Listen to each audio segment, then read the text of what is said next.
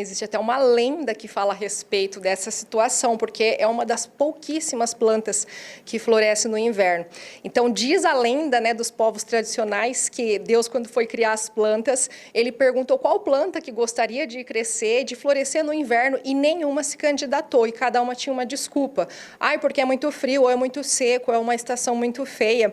E aí, de repente, uma planta lá no fundo se candidatou. Ela ergueu a mão, ergueu um tronco ali, um pedaço dela, e falou assim: não, vai ser eu. E Deus falou: mas e qual é o seu nome? Ela falou: eu sou o Ipê. Então Deus falou: então em troca eu vou te dar flores lindas, exuberantes, e você vai ser uma planta que se destaca, né, literalmente no meio da estação. Então o ipê, ele teve uma estratégia evolutiva para poder florescer no inverno, que é o momento em que as folhas dele vão cair. Então nesse momento em que as folhas caem, ele acaba desviando essa energia que seria para manter as folhas, ele desvia para a produção das flores. E aí nesse caso, o fato dele ser uma das únicas plantas que acaba florescendo nesse finalzinho do inverno, ele acaba se destacando e atraindo de fato os polinizadores para onde ele está. Porque a gente, quando passa no local onde tem ipê, a gente consegue enxergar assim um ipê no meio do mato, no meio da floresta, no meio da multidão. E os animais que polinizam os ipês e que se alimentam do néctar da flor dos ipês também.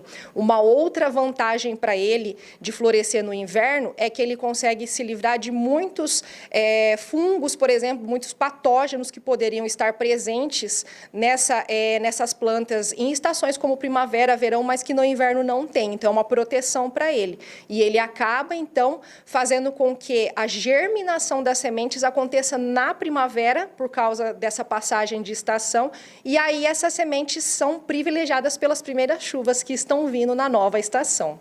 Agora, e as cores dos ipês? Existe aí alguma relação entre florescer em tempos diferentes? Então, as cores dos ipês, elas determinam espécies diferentes. Então, é como se cada ipê de cor diferente, ele fosse um primo um do outro, né? Então, uma cor não tem influência na outra. Na verdade, a gente até tem essa determinação das cores das flores, ela é feita geneticamente e ela acaba distinguindo para a gente, né, fazer a classificação botânica, a identificação dessas espécies. Então, as espécies mais comuns que nós temos são as espécies que têm ipê de flor branca, de flor roxa, de flor rosa e de flor amarela. E cada uma delas tem uma preferência por determinado animal que vai visitar aquela planta. Juliana, e em relação à arborização urbana dela, existe aí algum papel eficiente que ela atua nesse momento?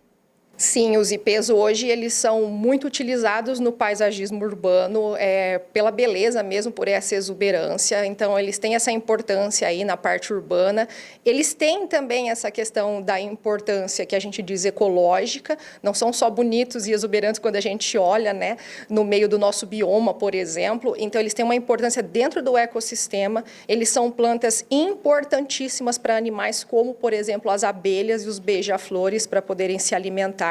E, em troca, eles acabam ganhando, vamos dizer assim, é uma parceria, uma estratégia evolutiva, como a gente comentou, em que o animal, no caso a abelha ou o beija-flor, acaba tendo o alimento através da flor e a flor acaba tendo o seu pólen sendo levado por esses animais. Então, os dois acabam ganhando, é uma relação ecológica que a gente diz de positiva. Então, essa é uma importância muito grande, inclusive desse florescimento no inverno e dessa espécie estar ligada com essas outras espécies de animais. Nós temos também uma importância da madeira, né, que é utilizada de forma controlada, né, para a construção civil. E existem estudos também sendo conduzidos com relação à casca da árvore do ipê, do tronco do ipê, que ela é utilizada para fins medicinais. Ela teria propriedades aí relacionadas a doenças respiratórias, do pulmão e tudo mais.